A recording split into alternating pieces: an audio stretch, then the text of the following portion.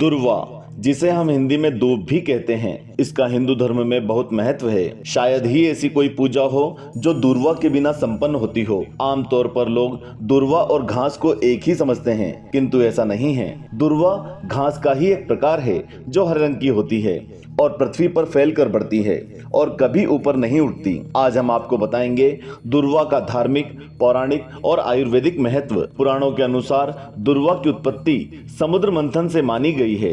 कथा के अनुसार समुद्र मंथन करते समय जब देव और दैत्य थकने लगे तो उसे जारी रखने के लिए श्री हरि ने मंदराचल पर्वत को अपनी जंघा पर रख लिया और स्वयं समुद्र मंथन करने लगे। मंदराचल की रगड़ से श्री हरि की जांघ का एक रोम टूट गया और उसी से दुर्वा का जन्म हुआ। नारायण के शरीर का भाग होने के कारण ये परम पवित्र कहलाई। जब अमृत प्राप्त होने के बाद समुद्र मंथन का समापन हुआ तो नारायण ने मोहिनी रूप धरकर कुछ समय के लिए अमृत को उसी दुर्वा पर रख दिया। अमृत का स्पर्श होने से इसकी पवित्रता और बढ़ गई और ये वनस्पति अमर हो गई। इसीलिए दुर्वा ही एक ऐसी वनस्पति है जो किसी भी परिस्थिति में बिना किसी सहायता के स्वयं बढ़ सकती है। इसे अमृता, अनंता, गौरी, महौषधि, शतपर्वा, भार्गवी आदि नामों से भी जानते हैं। समुद्र मंथन के संदर्भ में ही दुर्वा के लिए हमारे धर्म ग्रंथों में श्लोक भी आता है। दुर्वा सदैव भूमि पर ही उगती है और ऊपर नहीं उठती।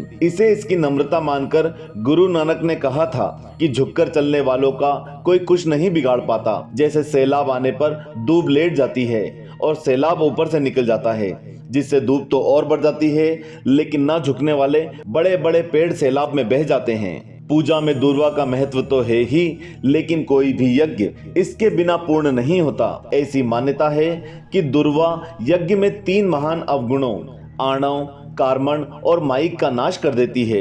हिंदू कर्म कांडों और सभी 16 संस्कारों में दुर्वा का प्रयोग किया जाता है। कोई भी मांगलिक अवसर दुर्वा की उपस्थिति के बिना अधूरा माना जाता है। स्त्रियों को विशेषकर दुर्वा का पूजन करने को कहा गया है। ऐसी मान्यता है कि ऐसा करने से उनका सुहाग अखंड रहता है। महान पतिव्रताओं जैसे माता सीता और दमयंती द्वारा भी दुर्वा के पूजन का वर्णन हमें ग्रंथों में मिलता है।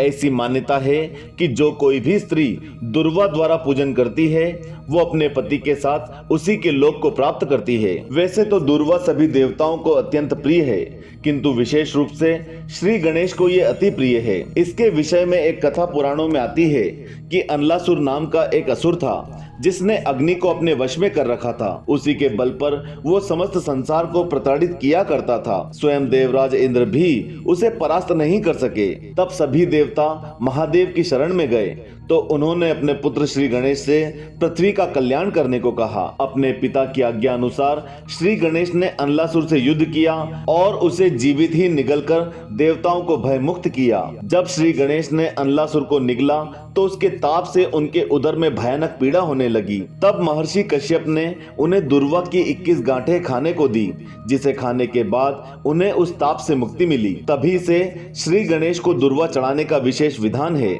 श्री गणेश को आमतौर पर 11 दुर्वा चढ़ाई जाती है और प्रत्येक के साथ उनका एक मंत्र बोला जाता है। श्री गणेश के ये 11 मंत्र हैं। ओम गम गणपतिये नमः, ओम गणाधिपताय नमः, ओम उमापत्राय नमः, ओम विघ्ननाशाय नमः, ओम विनायकाय नमः, ओम ईशपुत्राय नमः, ओम सर्वसिद्धि प्रदाय नमः, ओम एकदंताय नमः, ओम इभवक्त्राय नमः, ओम मूषक वाहनाय नमः और ओम कुमार गुरुवे नमः। जिस दुर्वा ने स्वयं श्री गणेश के लिए औषधि का प्रयोग किया उसकी महत्ता तो आयुर्वेद में होना निश्चित है। दुर्वा को औषधि गुणों से परिपूर्ण माना गया है। कहा जाता है कि त्रिफल के अतिरिक्त केवल दुर्वा ही ऐसी वनस्पति है जो 3 मुख्य विकारों यानी कि वात, पित्त और कफ का नाश करती है। इसे प्राकृतिक रूप से सबसे प्रभावकारी एंटीबायोटिक माना गया है, जिसके सेवन से शरीर में रोग प्रतिरोधक क्षमता बढ़ती है। इसके अतिरिक्त दुर्वा अनिद्रा और चर्म रोगों से लड़ने में फायदेमंद मानी जाती है। ये रक्त को साफ करती है और गले संबंधी रोगों में भी इसे उपयोग में लाया जाता है। दुर्वा का जो सबसे प्रसिद्ध गुण है वह दृष्टिवर्धन का है। कहते हैं सुबह सुबह नंगे पांव दुर्वा पर चलने से कमजोर आंखों की रोशनी भी वापस आ जाती है। ये एक आजमाया हुआ उपाय है जिसे करोड़ों लोग उपयोग में लाते हैं। कुल मिलाकर दुर्वा हिंदू धर्म की सबसे प्रमुख और महत्वपूर्ण वनस्पतियों में से एक है, जिसका उपयोग न केवल पूजा और कर्म कांडों में बल्कि चिकित्सा विज्ञान में प्रमुख रूप से किया जाता है। ये इस संसार में कुदरत के द्वारा दी गई एक वरदान की भांति ही है। जय श्री कृष्ण। हम आशा करते हैं आपको ये वीडियो पसंद आया होगा। इनमें से कौन सी जानकारी आप पहले से नहीं जानते थे, हमें कमेंट बॉक्स में करके बताएं। इसके अलावा वीडियो को लाइक कर ज्यादा से ज्यादा लोगों तक शेयर करें। ओम नमो नारायणाय नमः।